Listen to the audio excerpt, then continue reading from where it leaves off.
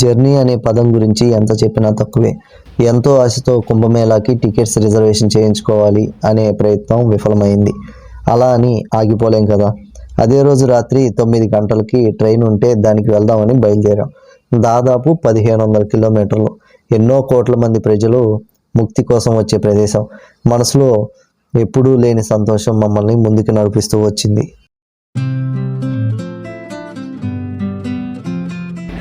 9కి రావాల్సిన train almost 4 గంటలు లేట్ అయ్యి 1కి వచ్చిందనమాట.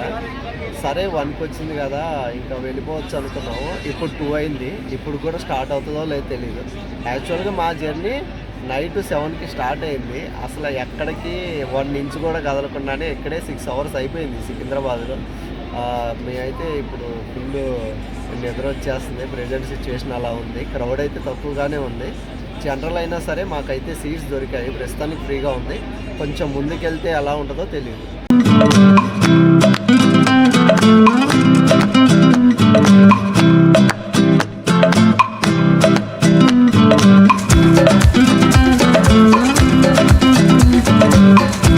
ఒక పక్క ఎక్కువసేపు కూర్చోలేక, పడుకోవటానికి చోటు లేక, నడుముని అష్టవంకర్లు తిప్పుతూ మేము చేసే విన్యాసాలు మహా అద్భుతం. దీనికి తోడు వచ్చిరాని హిందీలో ఇచ్చే సమాధానాలు, మాలో మేము చెప్పుకునే కుళ్ళు జోకులు, విండో సీట్ కోసం ఒకరికి ఒకరు ఇచ్చే కుంటి సాకులు, మా హడావిడి ఇలా సాగిపోతూ ఉంది.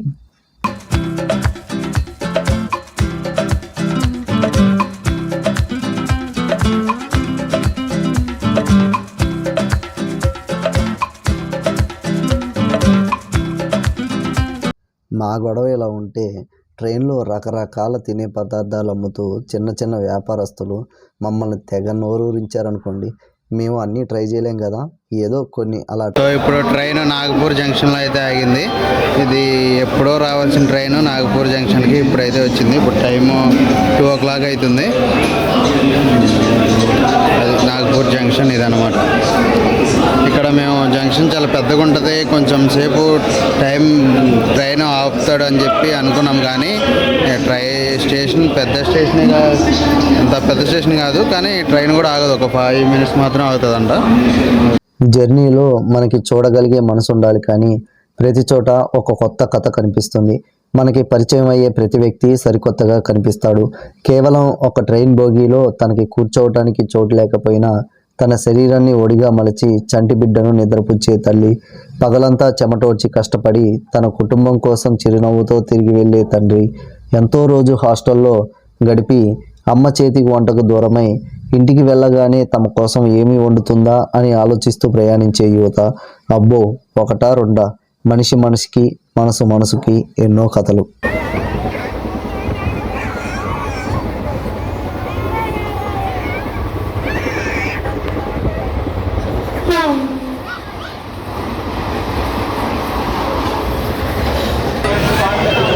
సో ప్రజెంట్ అయితే బేతుల్ జంక్షన్ దగ్గర అయితే ఉన్నాం. ఇక్కడ ఆల్మోస్ట్ 16 hours జర్నీ చేసాం. ట్రైన్ జర్నీ 16 hours జర్నీ, అది కూడా కూర్చొనే. మాకు పనుకోవడానికి అయితే సోర్స్ లేదు. ఇది చాలా లేట్గా, ఆల్రెడీ అక్కడే డిలే అయింది అనుకుంటే ఇంకా డిలే అవుతూనే ఉంది. ఇక్కడికి వచ్చే వరకు మనం ఒక 700 to 800 kilometers మాత్రమే డిస్టెన్స్ కవర్ చేసినాం. ఇంకా 700 kilometers వెళ్ళాలి. సో ప్రజెంట్ బేతుల్ జంక్షన్ దగ్గర ఉన్నాం. ఇది నాకు తెలిసి మధ్యప్రదేశ్ అనుకుంటా. ఇవన్నీ చూస్తుంటే నాకు ఒకటే అనిపించింది, జీవితం ఎవరికి ఎప్పుడూ ఒకేలా ఉండదు.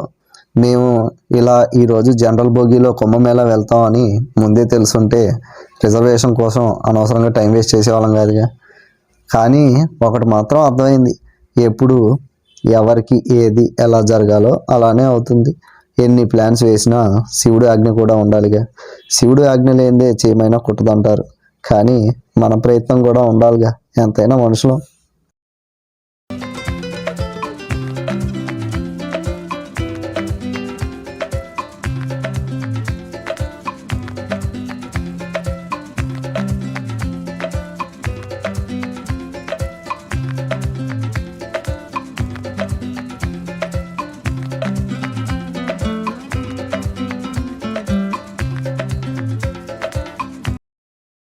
దైవం పిలిస్తే వెళ్ళాల్సిందే, అది గుడికైనా లేక కాటికైనా.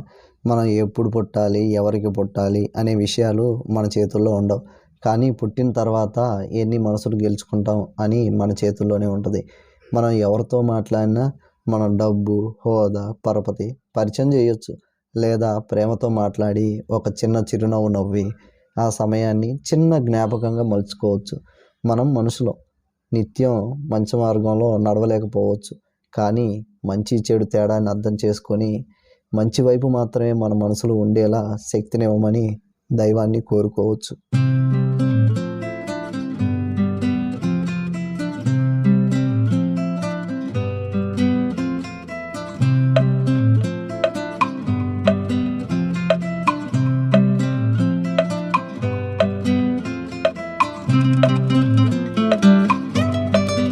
మీకు చిన్న కథ చెప్తాను. ఒకరోజు ఆకలితో ఉన్న కుర్రాడు నడుచుకుంటూ వెళ్తుంటే దారి పక్కనే ఒక మామిడి చెట్టు కనిపిస్తుంది. ఆ చెట్టుకి ఎటు చూసినా విపరీతంగా పండిపోయిన మామిడికాయలు కనిపిస్తాయి. కుర్రాడికి పాపం నోరూరిపోతుంది. కళ్ళు అయితే కాయలను చూసాయి. చెట్టు వద్దకు కళ్ళు వెళ్ళలేవు కదా, అందుకనే కాళ్ళు తీసుకెళ్ళాయి. కాళ్ళు మామిడి పండునైతే కొయ్యలేవు. అందుకే తన చేతులు తనకి సాయం చేసి ఒక రాయి తీసుకొని ఆ పళ్ళకేసి కొట్టి కింద పడేలా చేసాయి. చేతులైతే కాయను కోసాయి కానీ చేతులు తినలేవుగా, అందుకే నోరు తినింది. నోరు అయితే రుచి చూసింది కానీ ఆ పండుని మొత్తం నోట్లో ఉంచుకోలేదుగా, అందుకనే ఆ పండుని కడుపులో దాచింది. ఆకలి అయితే తీరిపోయింది. ఇంతలో తోటమాలి చూసి ఆ కుర్రాన్ని ఒంగోబెట్టి 4 గుద్దులైతే గుద్దాడు. ఆకలి తీరింది అని కడుపు ఏడవలేదుగా, ఆ నొప్పికి కంట్లో నిండి నీళ్ళు వచ్చాయి. ఈ కొత్త మొత్తం మామిడి పండుని కళ్ళు చూడటంతో మొదలైంది. అందుకే చివరికి కళ్ళు కన్నీరు కార్చింది.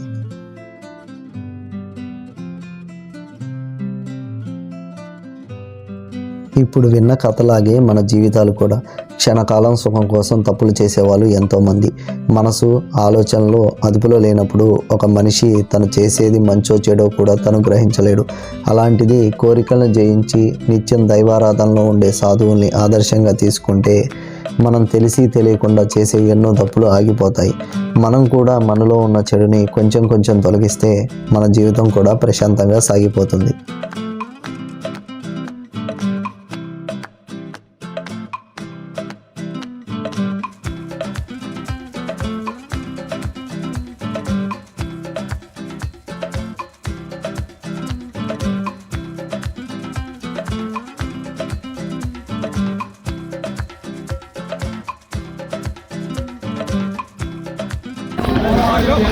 ఆల్మోస్ట్ ప్రయాగరాజ్ స్టేషన్ దగ్గరికి అయితే వచ్చేసినాం. ఇది ఇంకా 2 కిలోమీటర్సే ఉంది కానీ ట్రైన్ మాత్రం ఆపేసిండు. ఇక ప్రతి దగ్గర ఇలానే జరుగుతుంది. ట్రైన్ ఆపటం ఇక ఎప్పటి వరకు తీస్తాడో ఏమో తెలియట్లేదు. చూశారు కదా అందరూ ట్రైన్ దిగి ఎలా వెయిట్ చేస్తున్నారు. సో అయితే మేము దిగి మళ్ళీ అక్కడ సిగ్నల్ పడాలి. ఎప్పుడు పడుతుందో ఏమో అయితే తెలీదు. సో దిగి బయటికి వెళ్దాం. 2 కిలోమీటర్సే కదా, నడుచుకుంటూ ఏదన్నా ఆటో కానీ ఏమైనా ఉంటే వెళ్దామని ప్రయత్నంలో ఉన్నాం మేము.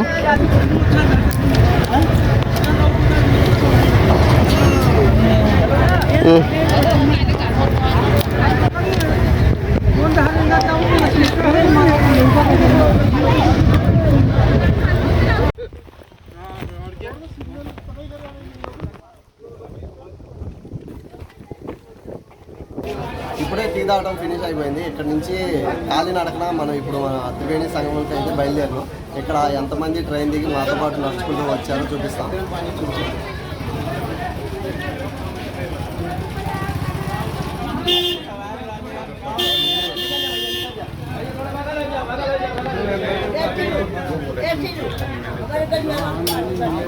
ఇదంతా చిన్న విలేజ్ అనమాట.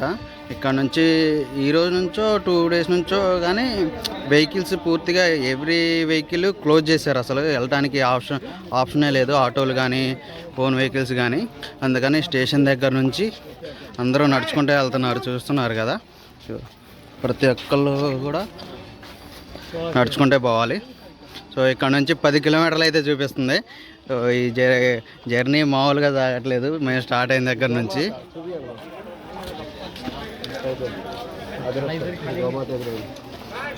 అది పోదాం, ఎంత దూరం వెళ్తుందో ఇలాగా. ఎలా అయితే ప్రయాగరాజ్లో మా కాలినడక అయితే సాగిపోతుంది. ఇప్పటి వరకు ప్రశాంతంగానే వచ్చాము. సో ఇప్పుడు జర్నీ స్టార్ట్ అయింది ఇప్పుడే కదా, కాలినడక. వెళ్ళిన కొందికి సరే మా స్టామినా ఎంతవరకు ఉంది ఏంటనేది ఈరోజు తెలుస్తుంది అనమాట. కుంభమేళా దగ్గరికి అయితే ఇక్కడ నుంచి ఇది ప్రయాగరాజ్ చౌకీ స్టేషన్. ఇది ఈ స్టేషన్లో కూడా వెహికల్స్ ఆపేయటం వల్ల ట్రైన్ కూడా స్టేషన్లోకి ఎలా చేయలేదు. స్టేషన్ ముందే 2 కిలోమీటర్స్ ముందే ఆపేశారు. అందుకని అక్కడ నుంచి మొత్తం నడుచుకుంటూ వస్తున్నాం. మేమనే కాదు, ట్రైన్లో ఉన్న కుంభమేళాకి వెళ్ళే ప్రతి ఒక్కరు కూడా నడుచుకుంటూ వెళ్తున్నారు. చూడండి బ్యాక్ సైడ్ ఉన్నారు, అటు సైడ్ కూడా. ఇక్కడ నుంచి 10 కిలోమీటర్లు అయితే నడుచుకుంటూ పోవాలి మేము. చూద్దాం.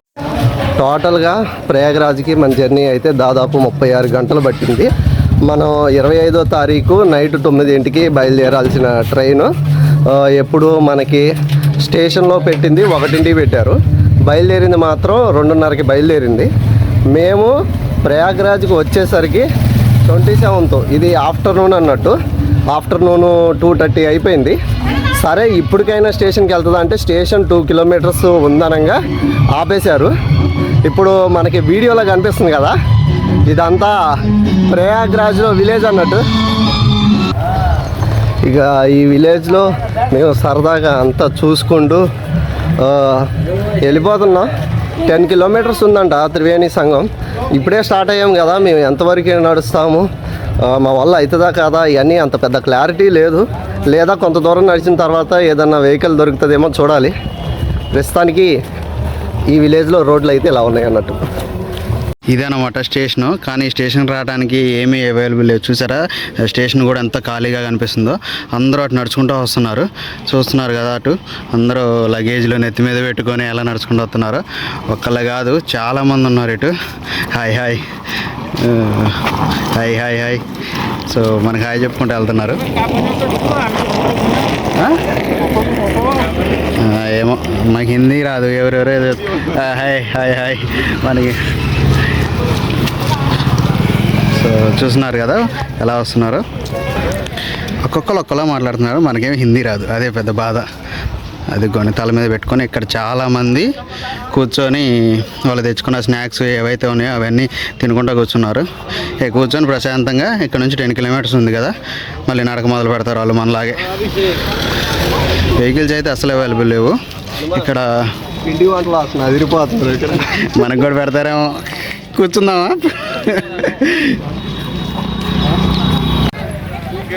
मला गाडी जायचं लागे मला कन्फर्म થઈ ગયું પાછું કાલ આવતા બાર ની તખત રાખું આવવાની બાજી તો આયા હારું હોય કે કોઈ